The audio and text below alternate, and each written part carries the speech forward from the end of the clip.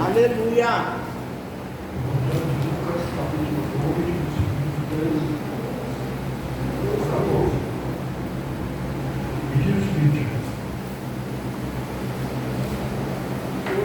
E no mesmo instante apareceu com olhos de multidão dos versos celestiais, louvando a Deus e dizendo: glória a Deus nas alturas, paz na terra, entre os homens de boa vontade.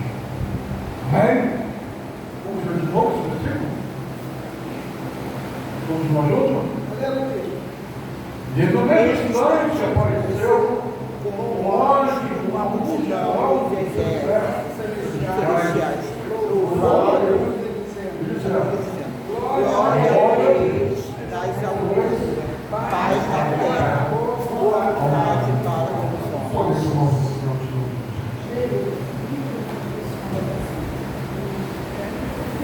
Aleluia.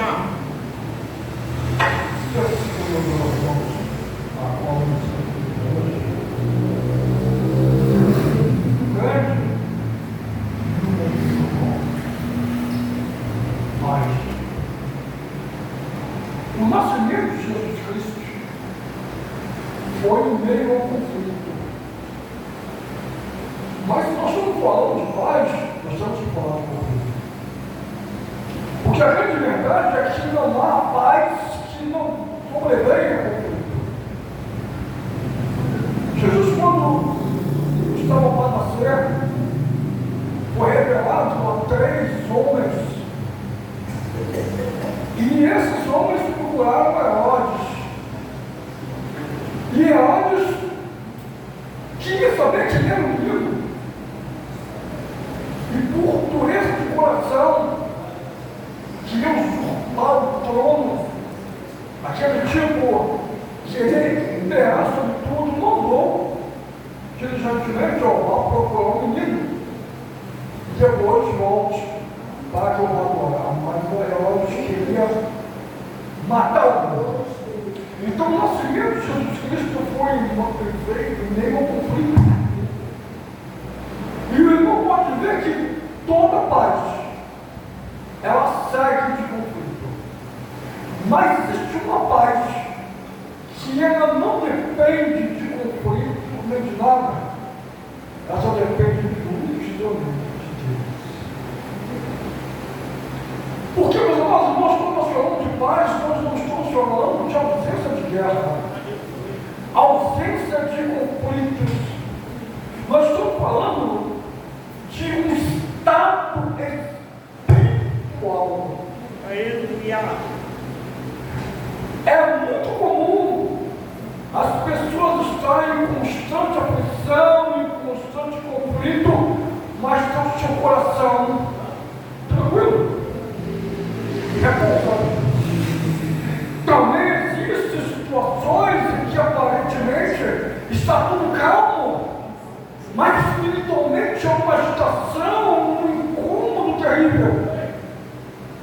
A paz que Jesus nos deu não é a paz que o mundo nos dá. Aleluia.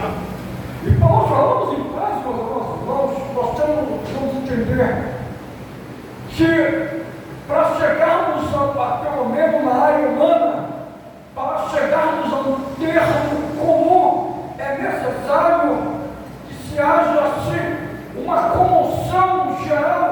E isso, meus amados irmãos, leva a um ponto crítico de ebulição que uma vez explodido gera uma guerra. E essa guerra então segue-se de calmaria.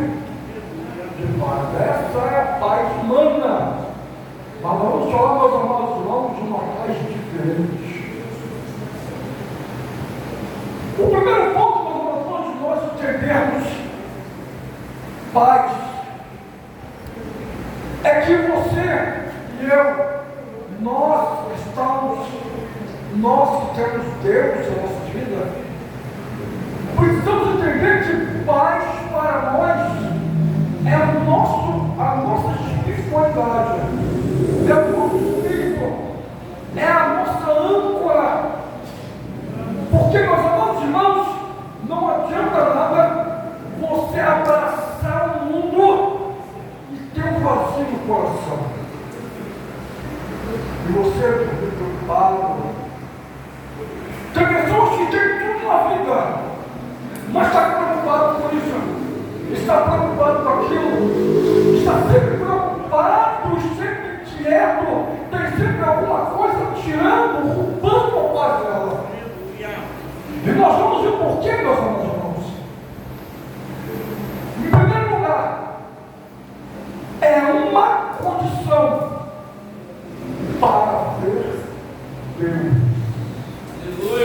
Ninguém que se relaciona com Deus se relaciona em aflição. Ninguém que se relaciona com Deus se relaciona em inquietude. Nosso relacionamento com Deus, ele precisa de paz interior. Daí, meus amados irmãos, nós temos Jesus na nossa vida. Por quê? Jesus, ele é aquele que nos livrou. Ele trouxe a salvação nada mais, nada menos do que o livramento da condenação do juízo. Ora, a partir do momento que você é removido desse rol dos delinquentes espirituais, dos pecadores, daquelas pessoas condenadas, você adquire paz, porque a partir daquele momento você sabe que quando você descer ao pó, você estará guardado. Essa é a maior segurança do homem na face da terra, é ter certeza de que quando ele partir daqui, ele estará com Deus, e isso na terra, no nosso viver diário, gera paz. Aleluia! Gera tranquilidade. Olha só, meus amados irmãos, o que o livro de Mateus, capítulo 5, versículo de número 8, diz o seguinte: bem-aventurado os limpos de coração, porque esses verão a Deus. Ora, se eu tenho Jesus, se Jesus me libertou da condenação do juízo, logo eu não tenho que temer, logo eu tenho uma estabilidade espiritual, e logo eu tenho pureza na minha vida. E Deus só se relaciona com pessoas puras. Mas pureza, meu amado irmão, deixa eu dizer para você, não é você nunca pecar, até porque você é um ser humano. Você, quando aceitou Jesus te perdoou, removeu os pecados da sua vida, ele não removeu a sua humanidade. Então significa que você e eu, nós vamos errar, nós vamos transgredir, mas a partir do momento que nós nos arrependermos, nós estaremos limpos diante do Senhor. A partir do momento que nós confessarmos nossos pecados, sermos purificados, temos paz com Deus, e a Bíblia diz que nenhuma condenação há para que estão em Cristo Jesus. Aleluia! Isso é paz, a segurança que a igreja tem. Glória a Deus, aleluia. Segurança não é você ter uma igreja grande, um rebanho enorme. O que adianta ter um rebanho enorme se você não conhece cada ovelha sua? Não adianta você ter uma voz melodiosa e cantar o povo, mas aos olhos de Deus, mas aos ouvidos de Deus, você não agrada. O que adianta você ter um vasto conhecimento bíblico se diante da verdade você ignora? Mas quando você tem paz, você não precisa ter o seu bom pregador. As suas palavras vêm do coração de Deus. Quando você tem paz na sua vida, você não precisa louvar perfeitamente. Você, quando começa a entoar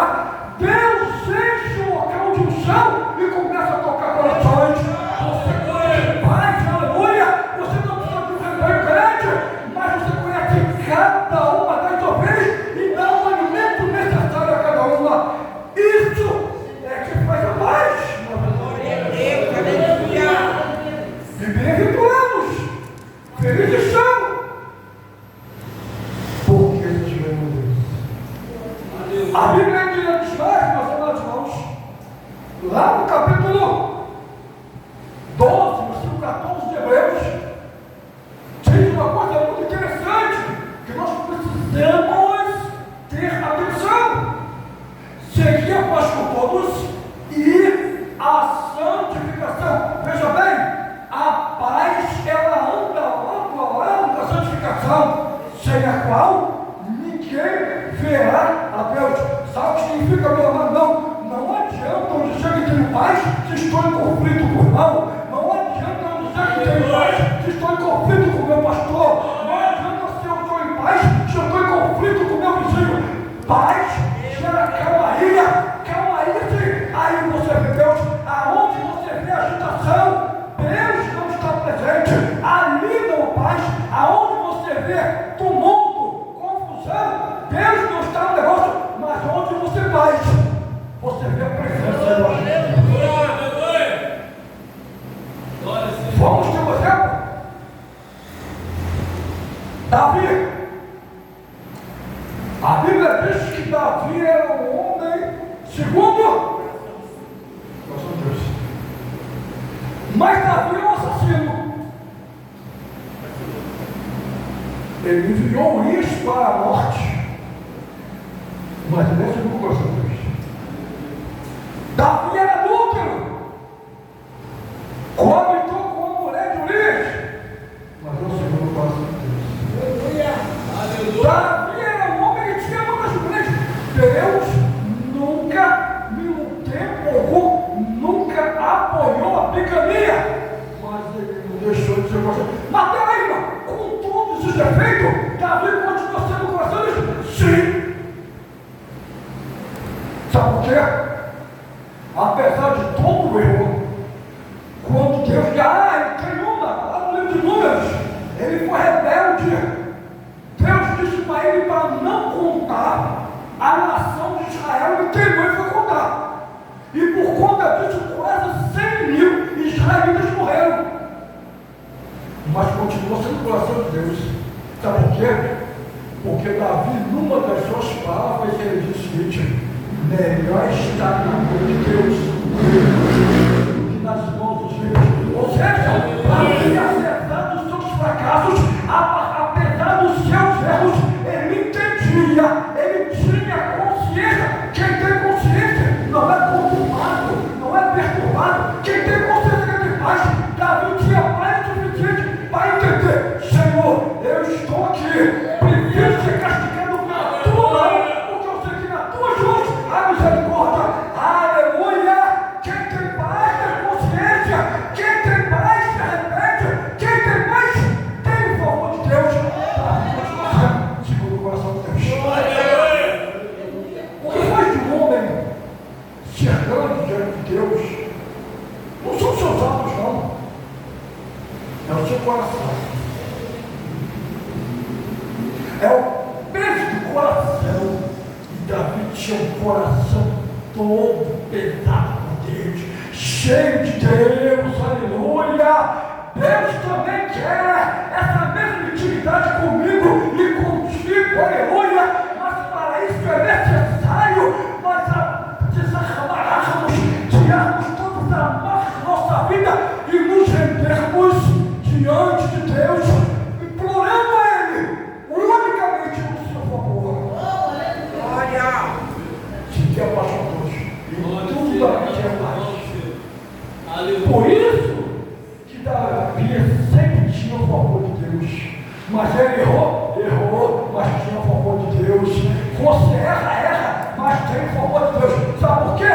Nos arrependemos, descemos ao pó, descemos a cara do oleiro. Ele quebra o vaso velho, faz o vaso novo, para a sua honra, para a sua glória. Glória. Um segundo fator muito importante, meus amados irmãos, que também vamos ver na vida de Davi, é que uma vida emancipada, uma vida liberta, emancipação,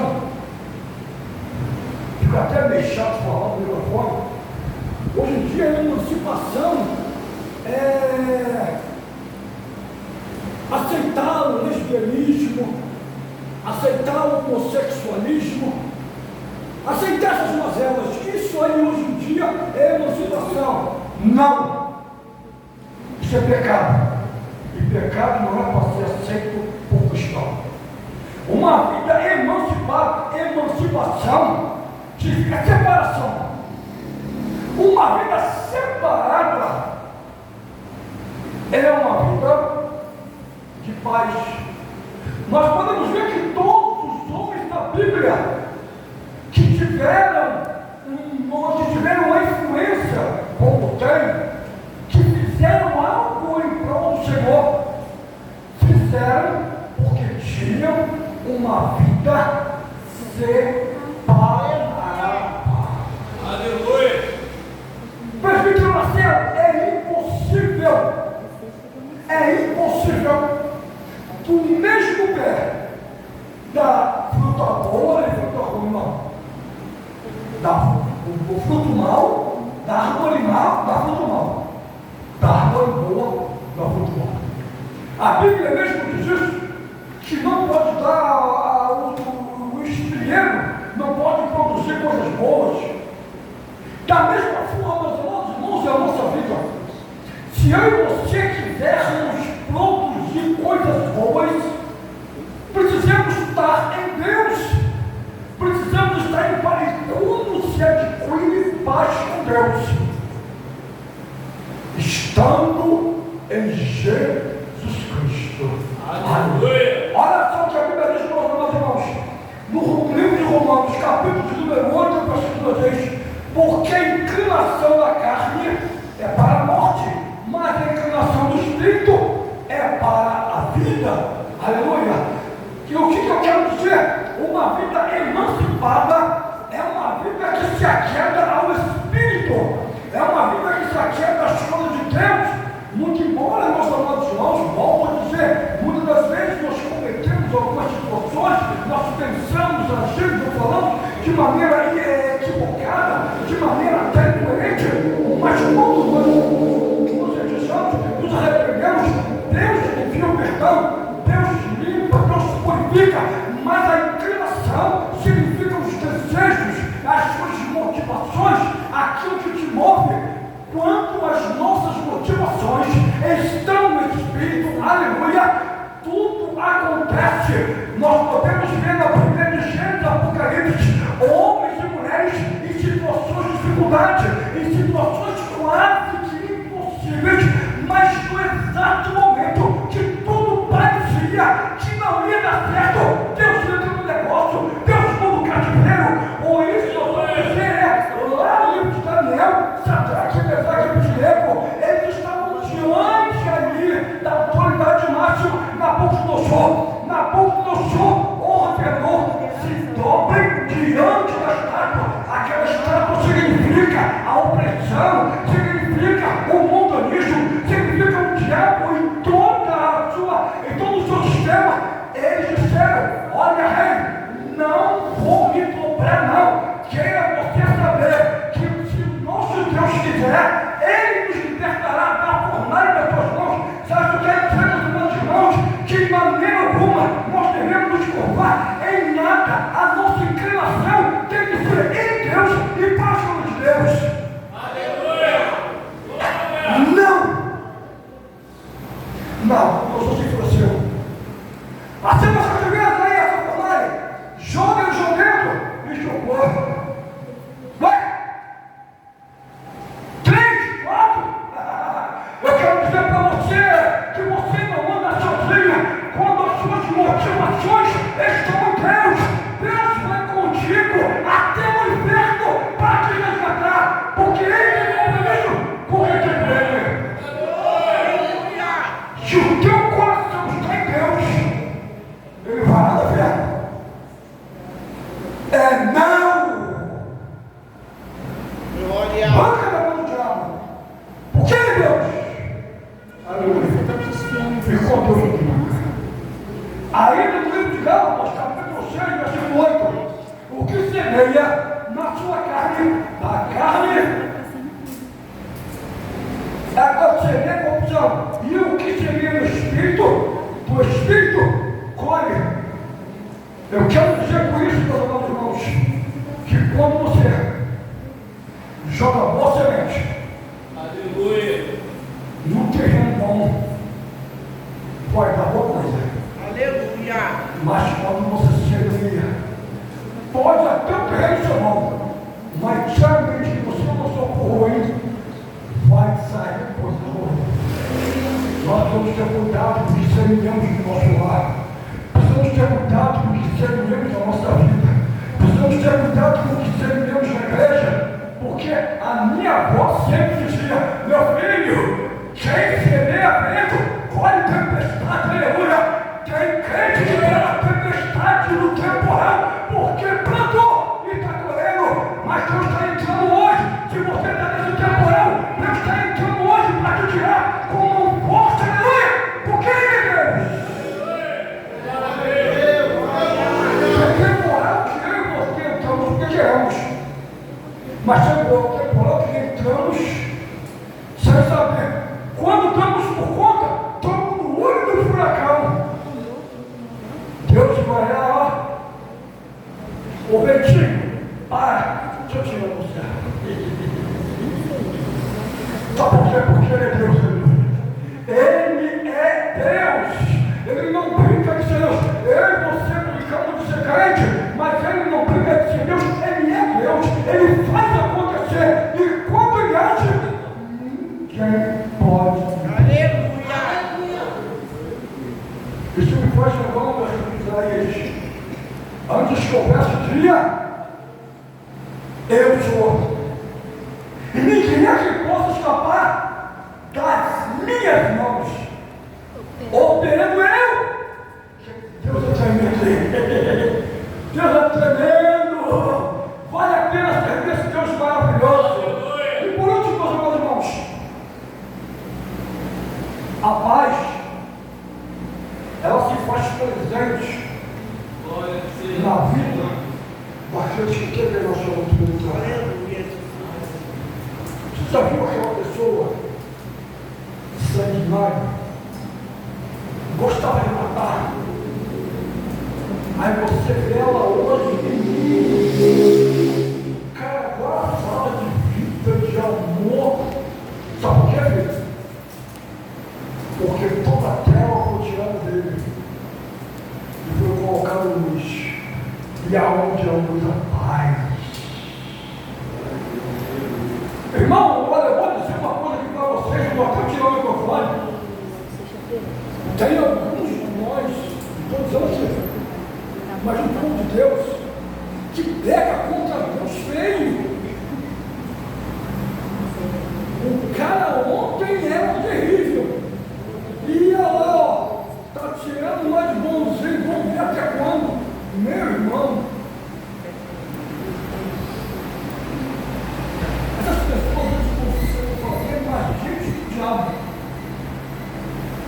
duvidando do que Deus fez. Estão incentivando o diabo a agir mais na vida da pessoa. Crente. E fulana roubava o marido de todo mundo, agora vai roubar na igreja.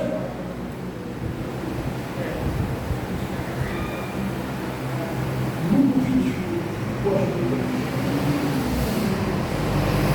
E ele, como que alguns dizem, vou te dizer uma coisa, ele é ser humano, ele pode vacilar como eu, com qualquer motivo. Quem tem a vida transformada, tem paz, sempre acredita. Aleluia. Nunca duvida. Fulano pode até estar vacilando, mas Senhor, tu és grande o suficiente para segurar nas mãos dele. Não deixei ele voltar para o mundo, para que ele seja um testemunho da sua conversão. Vida transformada, meus amados irmãos, exala paz. E olha o que nós vamos ver agora, meus amados irmãos, lá no livro de Gálatas 5:22, olha só, frutos do Espírito, mas o fruto do Espírito é fé, amor, alegria, paz, longanimidade, benignidade, fidelidade, mansidão, domínio próprio. Contra essas coisas não há lei. Sabe o que eu quero dizer com isso, meu amado irmãos? Quem tem a vida transformada frutifica, e um dos frutos visíveis é a paz, aleluia, é a longanimidade, é o amor. Isso é sinal de vida transformada. Não se engane, meus amados irmãos, com aquelas pessoas que se ataviam de maneira formosa, que leva a sua pastinha, que canta, que é uma maravilha, que prega, que é uma maravilha, viaja para ir para lá e para cá, mas não tem amor, mas não tem compaixão, é um zuro, não tem nenhum tipo de compaixão de ninguém.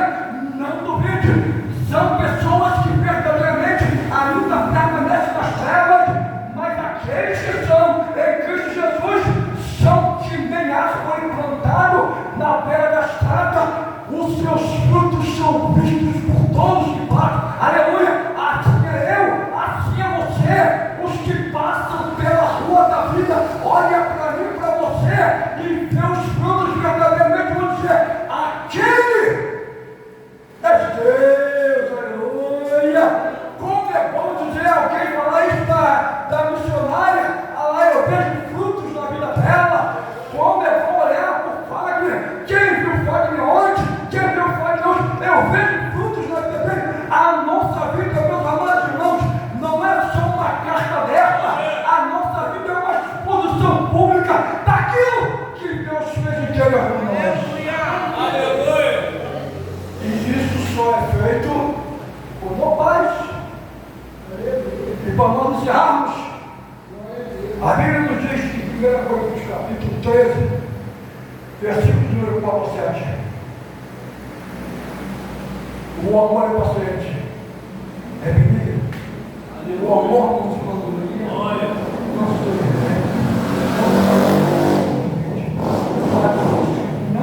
mas não busca os seus próprios interesses, não se irrita, não suspeita no final. O amor não se alegra com a justiça, mas repousa com a verdade. Tudo sofre, tudo crê, tudo espera, tudo suporta. Aleluia! Sabe por quê? Porque existe paz. Aonde há paz, o amor faz o acampamento. E aonde há amor, há a presença de Deus. Aleluia!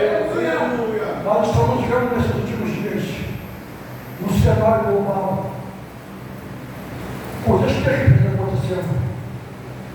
Pessoas inocentes perderam a vida de maneira brutal, tudo por conta de interesses financeiros. A igreja do nosso Jesus Cristo, principalmente aqui no Ocidente, precisa parar e refletir. Jesus está lutando. Nós não estamos na terceira guerra mundial, não. Não estamos também à beira da terceira guerra mundial, não. Estão guerras e rumores de guerra. A coisa quando esquentar mesmo, ainda não estamos, não. Mas em todo tempo é tempo da igreja se posicionar. Aleluia! Buscar a sua identidade, cada um de nós. Buscar a nossa identidade. Eu sou filho de Deus. Eu não sou filho das trevas. Eu sou luz do mundo. Se você e eu somos luz do mundo, nós temos o poder de intercessão pelo mundo. E a Bíblia diz: orai pela paz de Jerusalém. Nas nossas orações, meus amados irmãos, vamos nos lembrar da pátria ao qual Deus deixou claro que dali viria o sinal, o maior sinal da sua vida. A igreja do nosso Senhor Jesus Cristo precisa deixar se aquietar, deixar de fazer isso, fazer aquilo. Muita ação não gera resultado. A maior ação da igreja é a oração. Aleluia! Aleluia!